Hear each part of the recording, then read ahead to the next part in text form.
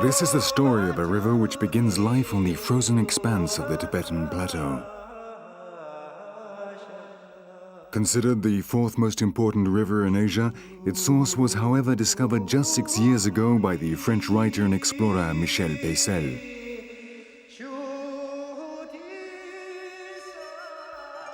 As it flows through China, it is known as the Turbulent River. It then enters Laos, where it's called the Mother of Waters, while for the Cambodians, it is simply the Great Water. Finally, in Vietnam, at the point where it flows into the South China Sea, it becomes the Nine Dragons. This is the story of the Mekong River as it crosses the countries of Southeast Asia, a region full of legends and forgotten cities, lost empires whose remains have survived to the present day, and tribes hidden in the depths of the jungle.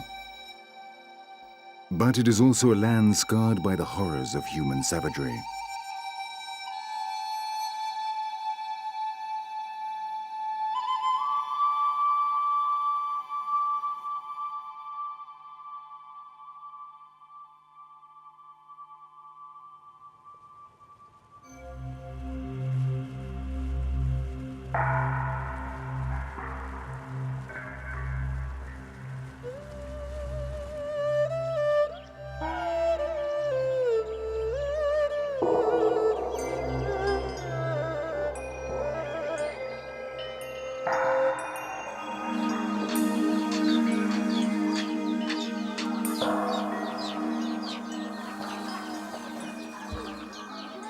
Dawn is rising in the mountains of Annam, and like every morning, Busneng starts the day with the opium ceremony. There's a traditional rule which allows men to smoke opium once they reach the age of 40 and have had children. Bunseng is 43 years old and is married to Bojam, who is only 29, though a hard life has made her look much older. Together they have had 5 children, with another now on the way. They live in a modest shack made from bamboo, and unlike the majority of the tribes of Southeast Asia, their house is not raised up above the ground. There are 2 entrance doors, one for men and the other for women, but this division is only used for the wedding ceremonies. Inside there is just one room. This is where everyone sleeps, as well as being the kitchen and the place where they store rice. There are no windows, and around the walls they hang baskets, tools for working the land, medicinal plants, food, and kitchen utensils.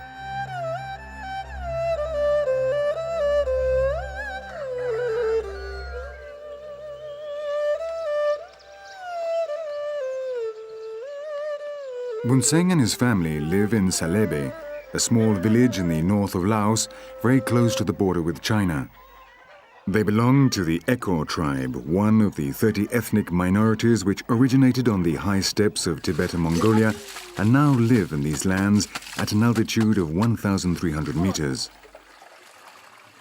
Their fear of the lowlands comes from a Hmong proverb which says, "If you don't fear hunger, stay in the mountains, but if you don't fear death, then go to the plains."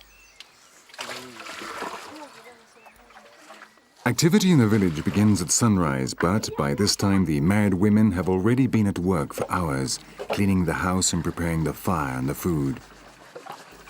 Then they meet at the spring to collect water which they transport in bamboo canes.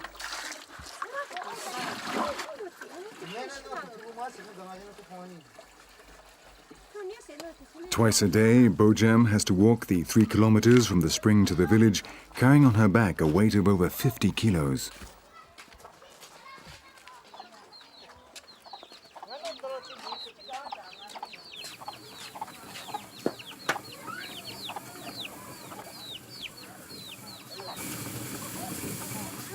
Meanwhile, both Chang Vang and Niyai, the eldest daughters of Bojam, grind the rice. For the Eko, rice is not only the basis of their economy and their diet, it is the center of their lives and, as such, occupies much of their time.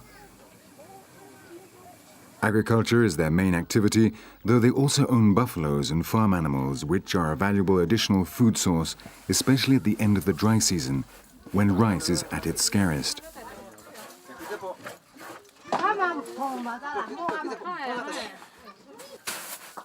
But today is not just any day in Salebe. Today is the 5th of February and the women are preparing the rice in order to celebrate the new year. Then they prepare special cakes and rice liqueur. They dye the rice red, green and yellow.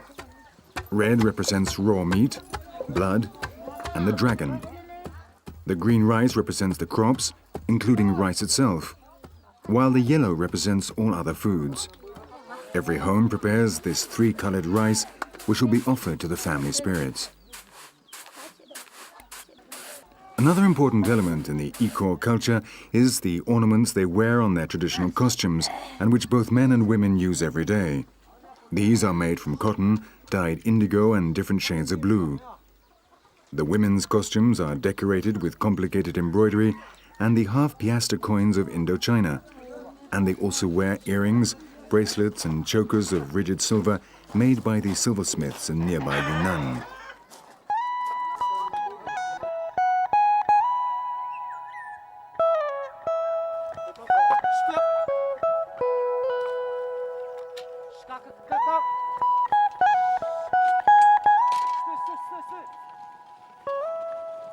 Sometime after 11 in the morning, the first man ready to work finally appears. The first rains will come soon and the paddies must be ready to plant the rice. They decided to begin the New Year celebrations a few days ago, and the women's patience is running out. They not only clean the house, grind the rice, prepare the meals and fetch the water and wood, but are also responsible for educating the children and passing on the traditions of their culture.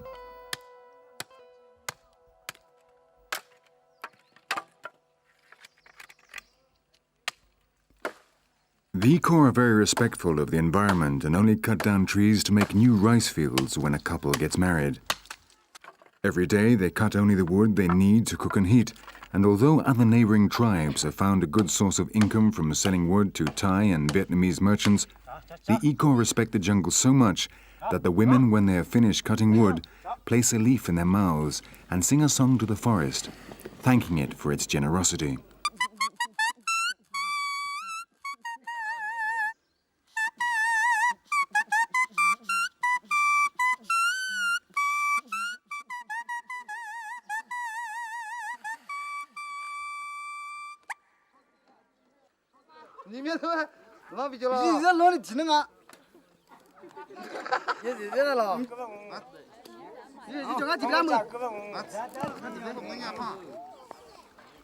In the afternoon, the men get together to play Dello, a game so ancient that not even the players themselves know its origins. They only play Dello twice a year during the New Year celebrations and when the first rice harvest is in.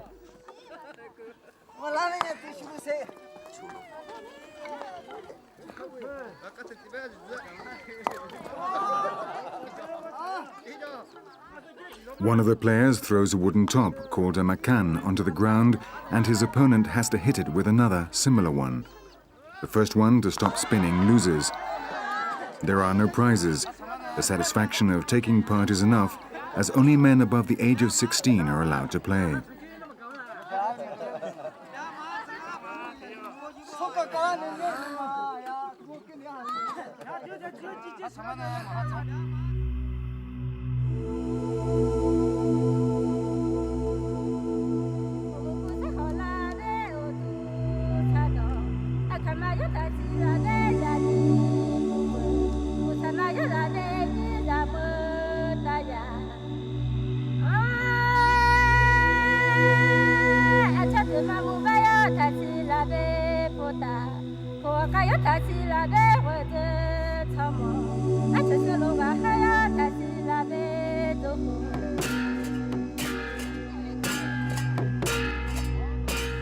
At nightfall, men, women and children sing and perform the traditional dances. The Ikor are animists. They worship their ancestors and believe in magic and reincarnation. The spirits are invoked by the sound of the drums, while the women dance around Pi Bu, the most venerated spirit of all, the protector of the family and of the rice fields.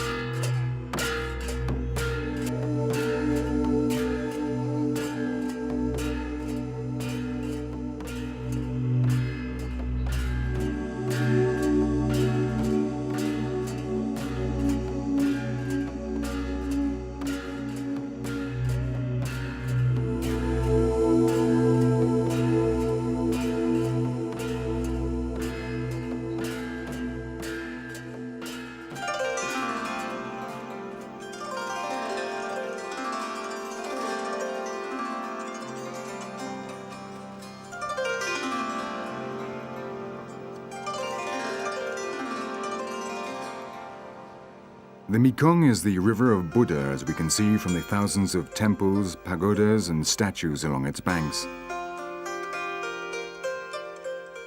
60% of the Laotians practice Theravada Buddhism, which was apparently introduced into the country at the end of the 18th century. Little by little, it was adopted by the people of the lowlands, who at first resisted accepting this religion along with their own, Pi, the spirit of the earth.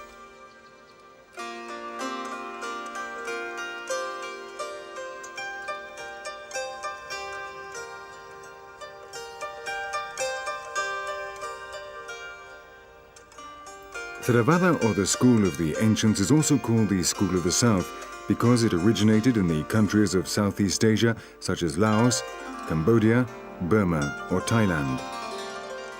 According to its followers, the Theravada schools are less corrupt than the Mahayanas, or schools of the north, in reference to China, Mongolia, Nepal, Tibet, Korea, and Japan, where they produced the first teachings and then expanded the doctrine as required.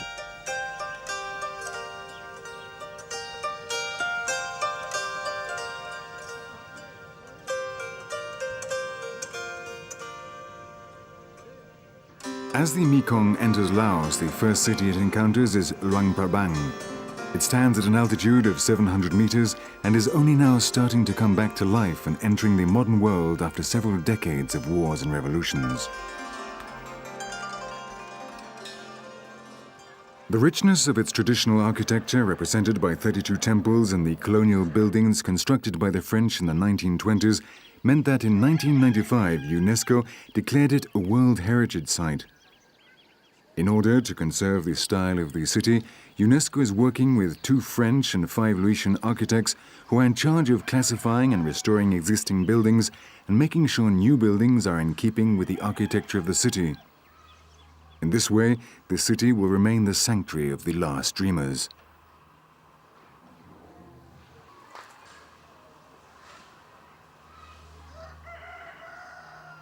The Wats, or centers of prayer, are the most exquisite, refined examples of the architecture of Laos.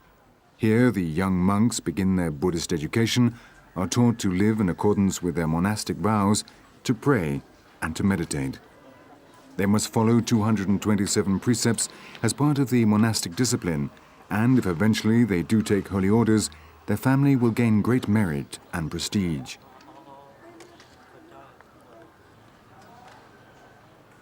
Socially, it is considered appropriate for young Buddhists to be monks for a short period of their lives, normally 3 months, during which time they must obey 10 vows, including the traditional prohibition on stealing, laziness, murder, intoxication, and sexual relations. They are also forbidden to eat after midnight, dance, dress up or wear perfume, sleep in raised beds, or accept money for personal use.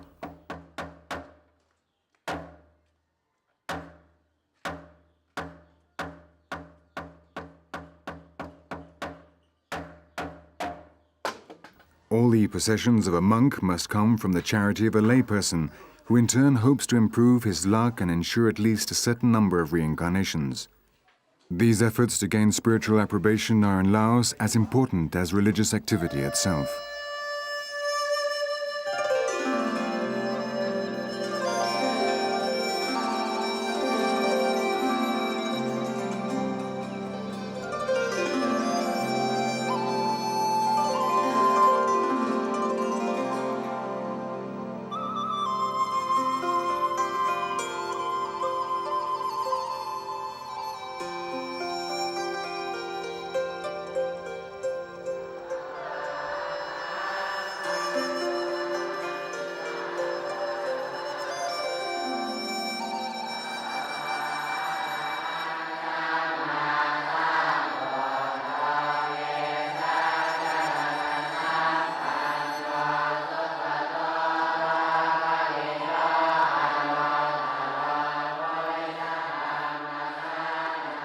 At the end of the day, the monks line up before Buddha and, intoning monotonous chants, recite the mantras, the prayers which help free them from desire in the senses through moderation, renunciation, and meditation, and in this way achieve the qualities of conscience, goodness, and wisdom.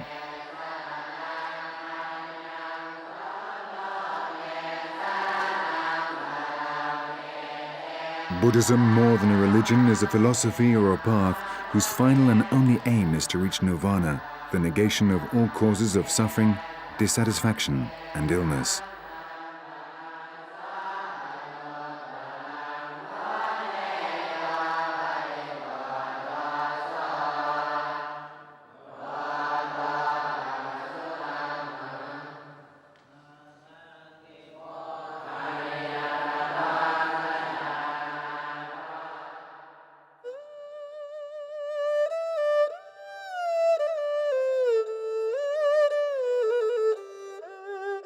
After crossing the territory of Laos, the waters of the Mekong enter a territory plagued by violence and poverty. The scene of political convulsions, the atrocities of war and terrible genocide, very little now remains of the powerful empire of Cambodia, which for 5 centuries remained invincible, ruling over a considerable area of Southeast Asia. In the jungles of the north of the country lies hidden the most incredible legacy of the once supreme Khmer Empire. This is Angkor, the city of the sleeping forest, one of the most incredible architectural monuments on earth.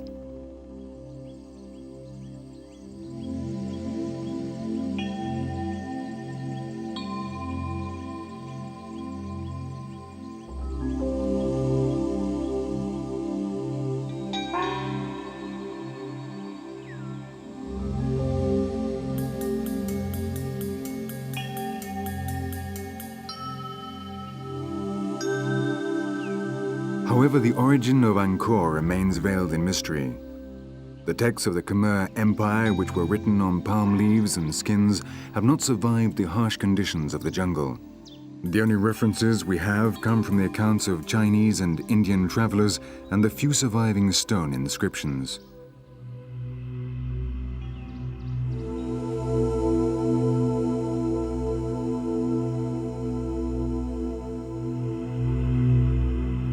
These inscriptions contain constant references to the worship of water. The demographic pressure in Angkor forced them to harvest 4 crops of rice a year.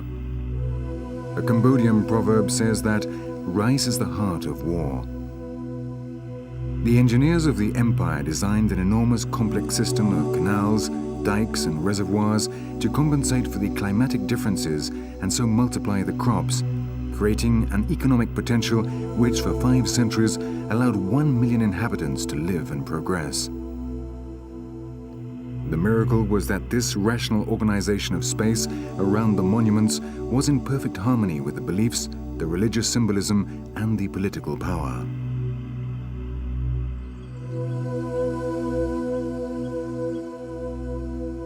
Founded at the start of the 9th century by King Jayavarman II, Angkor was the capital of Cambodia until the 15th century.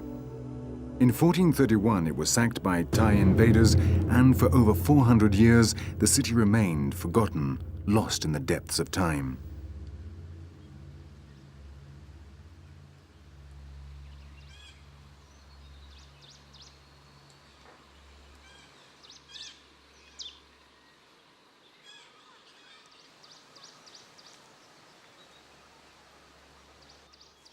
In 1858, the Frenchman Henri Mouhot revealed it to the Western world, and 2 years later, with the French colonization of Indochina, a series of archaeologists began to study and rebuild the city, defying nature and attempting to recover the work of the ancient kings and builders. But with the difficult political and social situation of Cambodia, they were doomed to failure, and once more Angkor was left to be devoured by the jungle.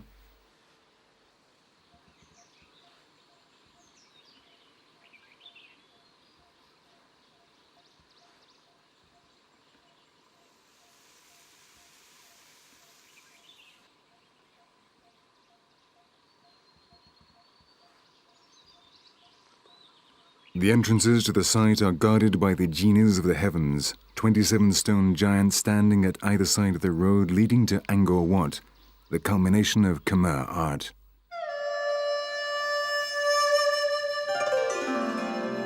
Balance, harmony, a sense of rhythm, of proportion and perspective. Henri Mouhot, in his account of his travels through the kingdoms of Siam, Cambodia and Laos, describes it thus. Beyond a wide space cleared of all vegetation stretches an immense colonnade, crowned by 5 towers in the shape of lotus flowers. Against the deep blue of the sky and the intense green of the jungle, which serve as the backdrop to this solitude, the line of an architecture which is both elegant and majestic seemed to me the monumental profile of an enormous cemetery, the final resting place of an entire extinct race.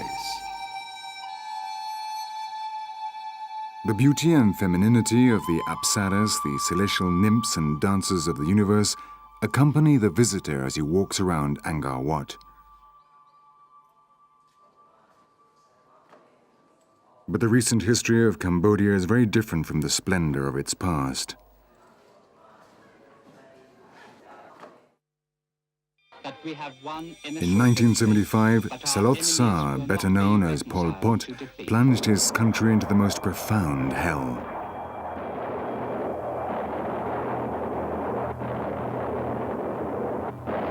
While neighboring Vietnam was fighting a bloody struggle against the American invader, Pol Pot founded the clandestine Kampuchea Workers' Party, a movement first planned in the 1950s in the classrooms of the Sorbonne University in Paris, where Pol Pot had been given a grant to study. In 1965, on a visit to China at the start of the Cultural Revolution, Pol Pot discovered radical politics. A peasant revolt marked the beginning of a declaration of armed struggle, but Pol Pot and his army of Khmer Rouges did not develop their vision of a revolutionary society until they had succeeded in gaining absolute power. Events speeded up as the war against the Americans in Vietnam escalated.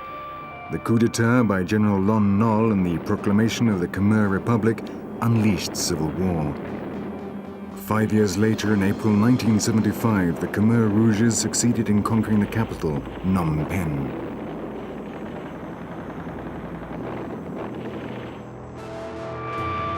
The population, weary of war, welcomed the visitors as heroes bringing peace. But what they could never have imagined was that that very same day a nightmare had begun and would continue for 4 long years. The worst was yet to come.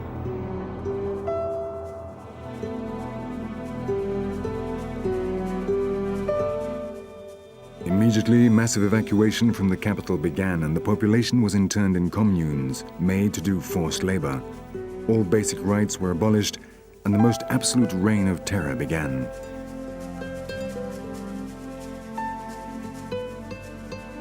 In a matter of hours, Phnom Penh became a ghost town, and all forms of property were abolished. The markets, the currency, the media, telephones, and the postal service all disappeared. Pol Pot, Big Brother #1, was finally able to put into practice what he had dreamt of for so long. The intellectuals must learn from the young, illiterate peasants.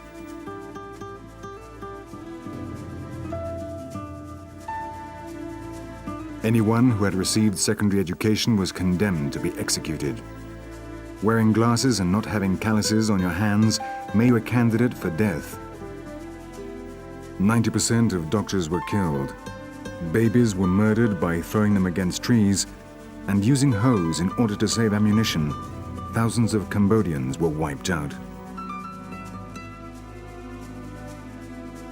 The fields of Cambodia were soon strewn with dead bodies in a holocaust comparable to that of Hitler or Stalin, and which cost the lives of 2 million people, that is, a third of the population.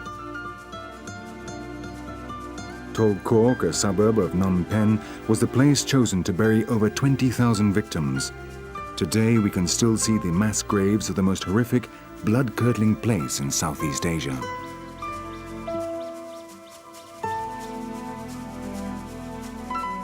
In the center of Tol Kork, a monument reminds us just what humans are capable of.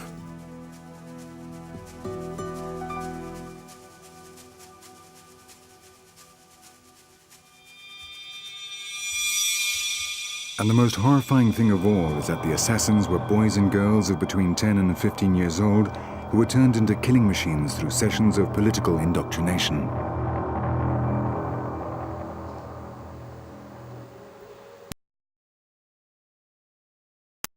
When just 11 years old. Pol Pot was not the cause of the genocide, quite the opposite. He managed to raise the production of rice, and there was food for everyone. If they had let him govern for longer, this country would have developed. Those really responsible for the Holocaust were the Vietnamese, who hate us. They infiltrated our organizations and manipulated the ignorant local leaders in order to wipe out our culture.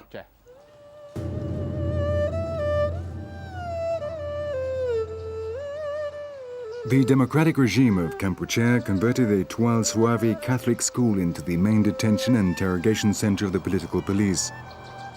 Known as S21, it remains the greatest symbol of Pol Pot's reign of terror.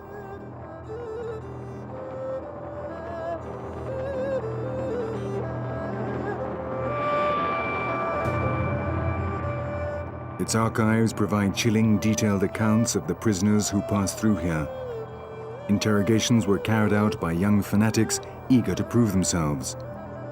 If the victim confessed to some crime, he was sentenced to death. And if not, the interrogators murdered him anyway, simply with a blow to the head.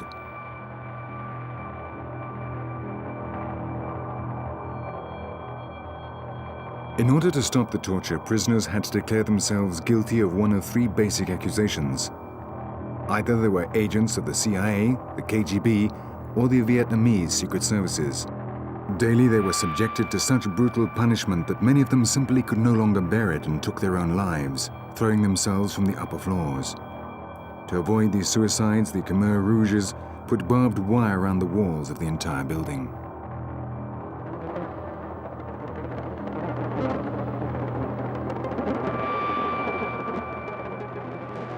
When it came to torturing their victims, the executioners made no distinction between a frail old woman, an innocent girl, or a foreign journalist who had been unable to flee the country in time. In 4 years, over 17,000 people were executed in the S21 concentration camp.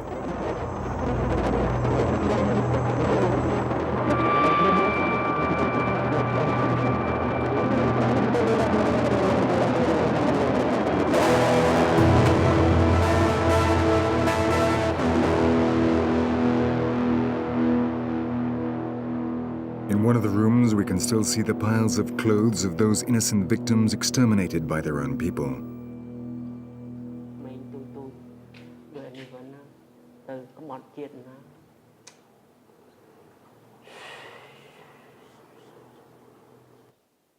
Only 2 people managed to escape from this prison alive, thanks to their artistic skills. The sculptor Im Chan was saved because he had to finish a bust of Pol Pot.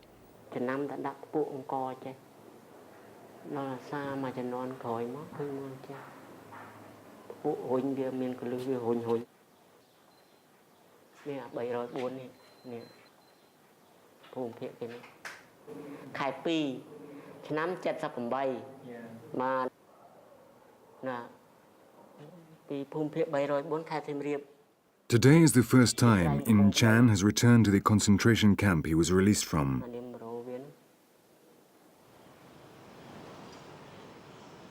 Van Nat, the other survivor, was Pol Pot's official portrait painter, and he painted the pictures of the atrocities we saw earlier. These are the testimonies of a past which Van Nat wanted to immortalize in his paintings in the hope that what happened in Cambodia will never be forgotten.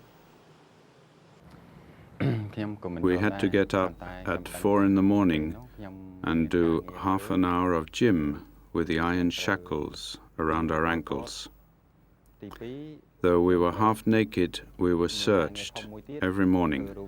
Then we were forced to remain lying on the ground for the rest of the day. It was forbidden to sit up or talk. Often they would beat our backs with a bamboo cane, and we only ate once a day a little rice.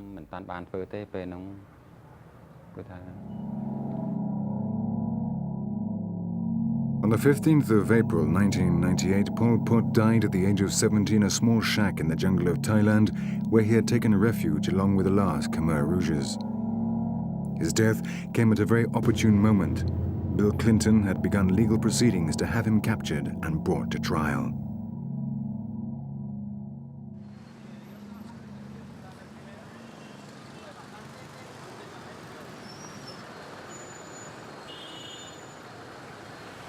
Apparently, Phnom Penh has returned to normality, and the streets are once again filled with vehicles and people whose only wish is for lasting peace.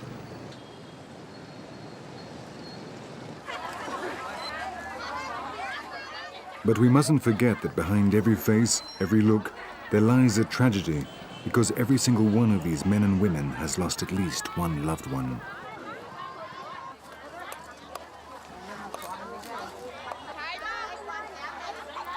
Physically, at least, the survivors have overcome the horror of those years, but they still bear profound psychological scars. People literally paralyzed by fear, family violence, juvenile delinquency, alcoholism and drugs. These are just some of the terrible legacies of that bloody regime.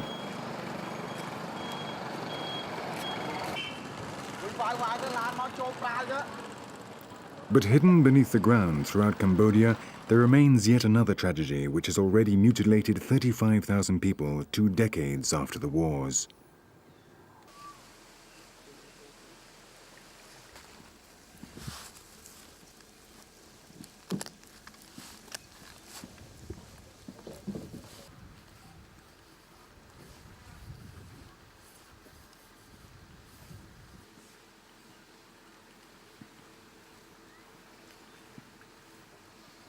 Between 7 and 9 million anti-personnel mines still lie in waiting for the next victim, and every day 10 more names are added to the terrible list of victims.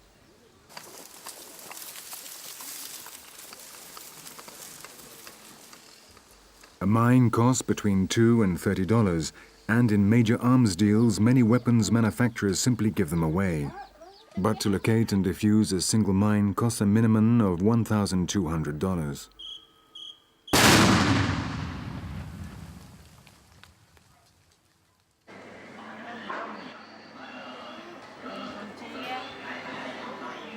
Most of the victims are innocent civilians, women going to the river for water, men working in the rice fields, or children playing.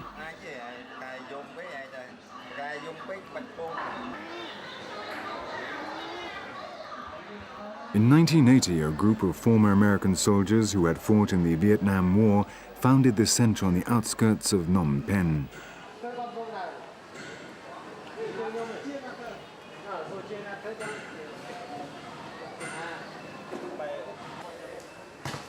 Here they provide medical and psychological care to mine victims. It is the largest factory of false limbs in Southeast Asia, and every year 1,000 people learn how to walk again.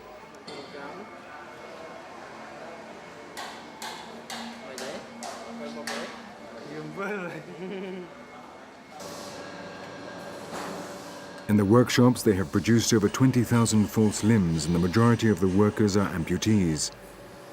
Here they have found new life, new hope with which to face the future with optimism.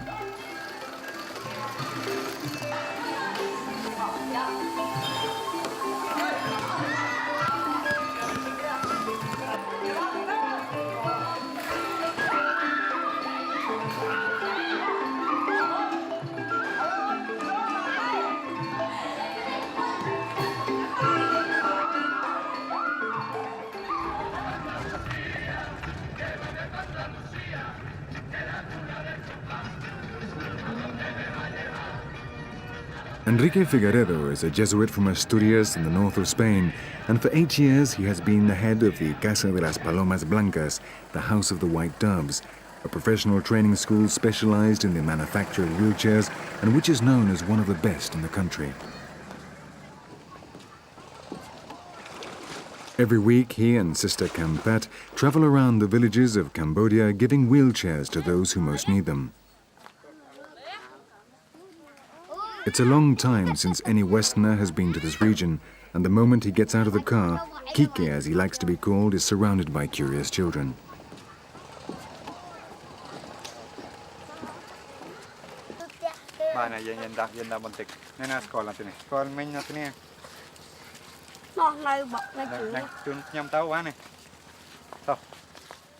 Mien Can was widowed 5 years ago and lives in a modest shack with her 4 daughters. Nam Pik, the youngest, suffers paralysis of the legs, which among other things prevents her from going to school.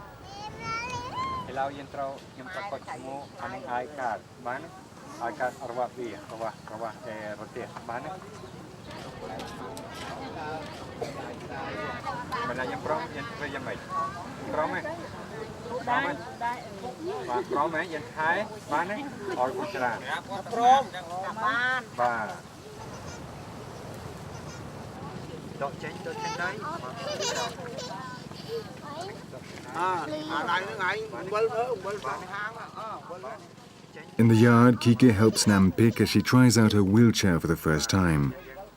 Every year, someone from the mission will come and visit her to check the condition of the wheelchair.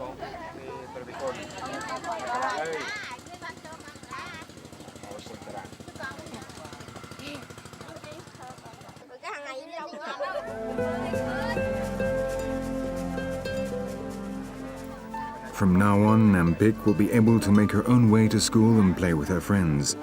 At least she'll be able to live a slightly more normal life.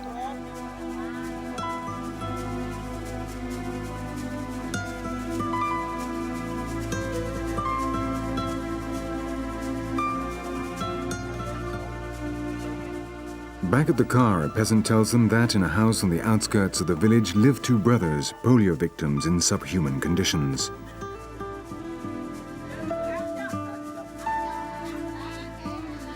Kao and Tok Lai have spent their short lives sitting on this bed, taking care of their grandmother. The young one is also autistic. They tell Kike that their parents left a long time ago to look for work and never returned.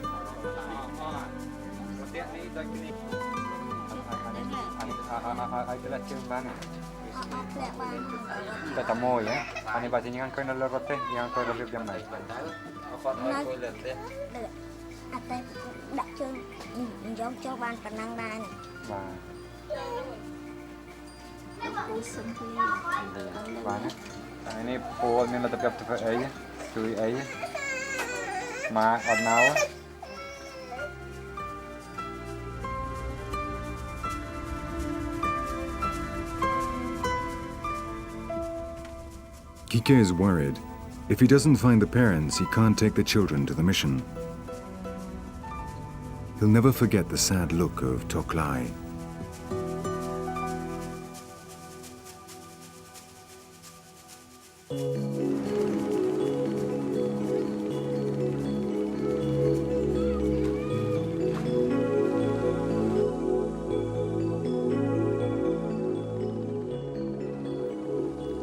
Our journey along the Mekong is coming to an end.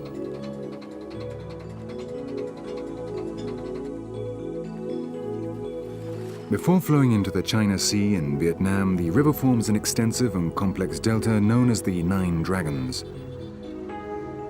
A network of 5,000 kilometers of natural and artificial canals carries the waters to the rice fields.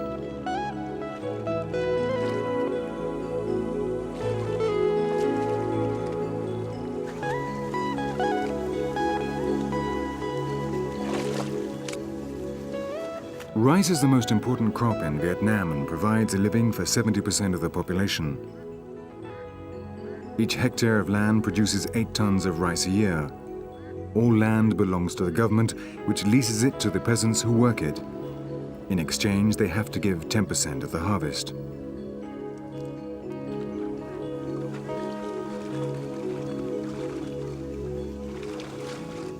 The success of the harvest depends on the summer monsoons.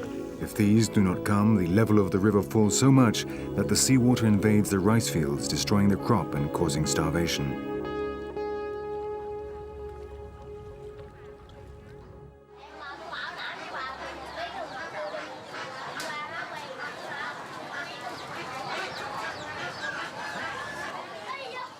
Can Tho is the largest city in the delta. It's small in size but has a large population.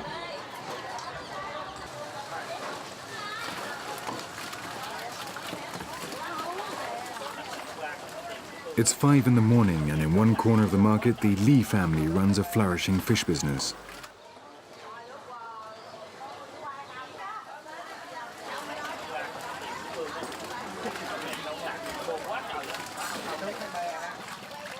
Wei is 30 years old, and she is responsible for organizing the sale of the merchandise every morning. Her biggest customer is the government itself, which in turn sells to the restaurants and the workers in the state factories. Along with her, another 15 members of the family help to unload, classify and clean the fish.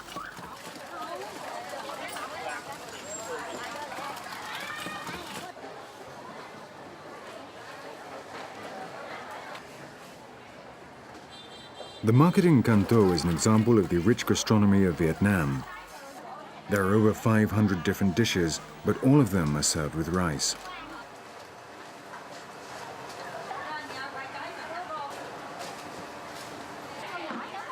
The Vietnamese boast that they eat everything that flies except the airplanes, everything that swims except the boats, and everything with legs except the tables.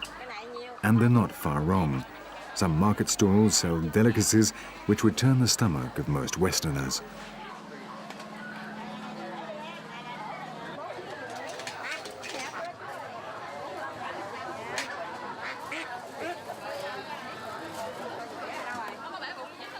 Vietnamese markets are also a good place to witness the ingenious ways in which people earn a living. The air cleaners, a job with a long, venerable tradition, is a good example.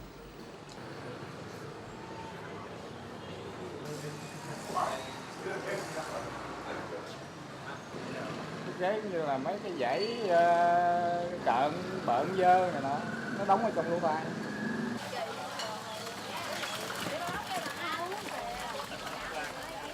8 o'clock in the morning and the Lees are still busy at work. They transport the fish in primitive fish farming boats. One of the Yue brothers and his eldest son, Dan, who's 12 years old, are responsible for unloading.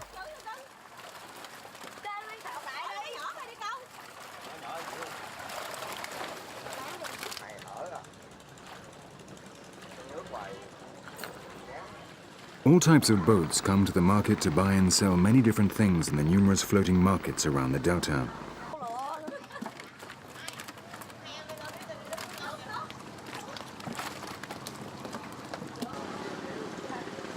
Most people live in small villages and never very far from the water, which is their only means of transport.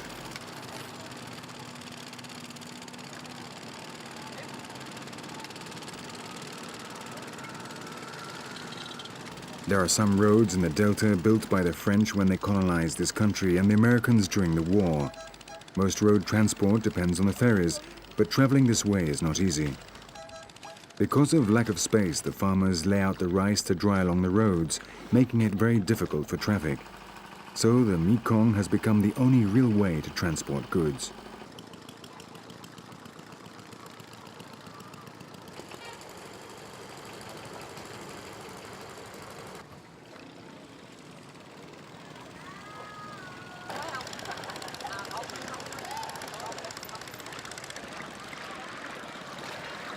The small boats in turn supply the much larger ones which travel to the most remote villages of the delta.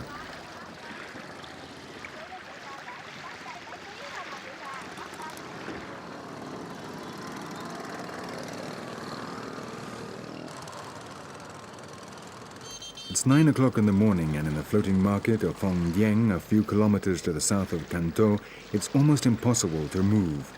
At times it's difficult to know where the land ends and the water begins.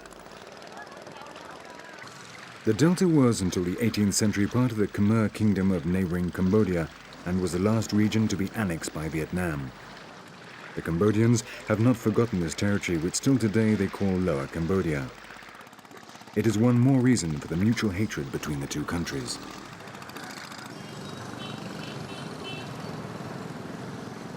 Like the river, the streets of Can Tho are bustling with people. We mustn't forget that 77 million people live in Vietnam, with a population density of 230 inhabitants per square kilometer.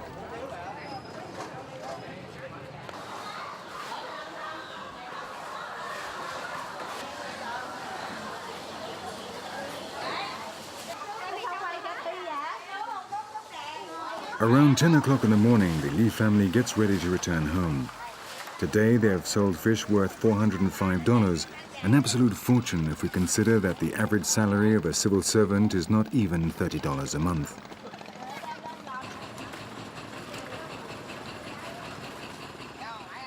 They're a typical upper middle class family with annual net income of almost $5,400.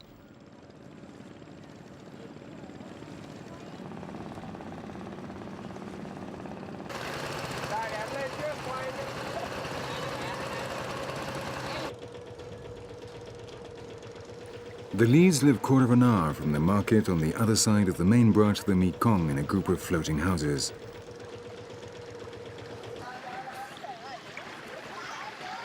Their life revolves around the water and fishing, so much so that Tuang, the grandfather, spends his spare time trying to catch the odd little fish.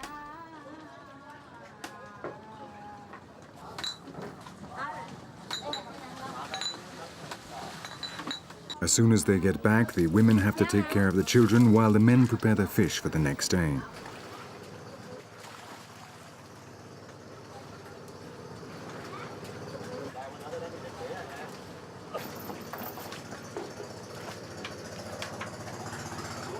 The technique they use to breed and store the fish is very simple but very effective. The fish are kept inside cages underneath the houses, and all they have to do to catch them is to lift the trapdoors in the floor and put down a net. The current of the river constantly renews the water inside the cages.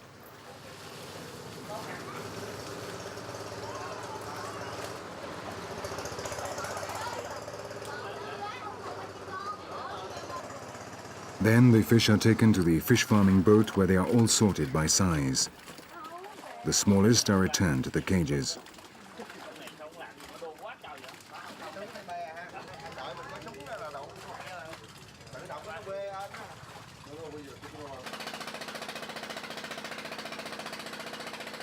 In another room, Nan Trang prepares the food for the fish, a paste made with flour and dried fish.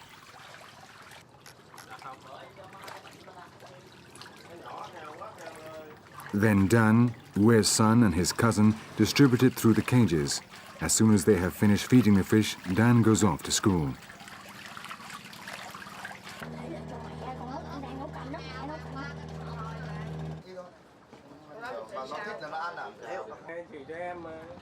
At 12 o'clock, all activity stops. It's time for lunch. Normally, the women and children eat first in a separate room.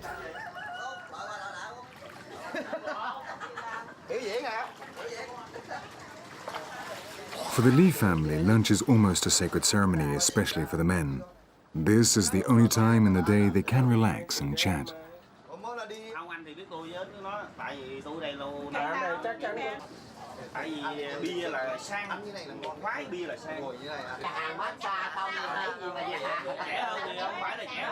Surrounded by a delicious variety of dishes of rice, vegetables and fish, they start eating, all the time laughing and discussing their favorite subject, the family business.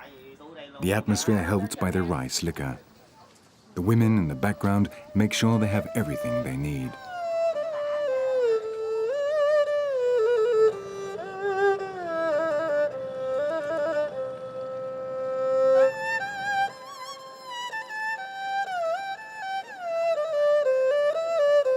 Soon it'll be night again, and little by little the inhabitants of the Mekong Delta return to their homes.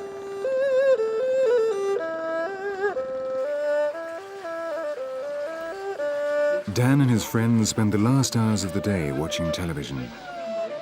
Tomorrow they will again have to get up at 4 o'clock in the morning to help their mother in the market, then return home to feed the fish before rushing off to school. But Dan doesn't mind. He well knows that in a few years, this flourishing business will be his.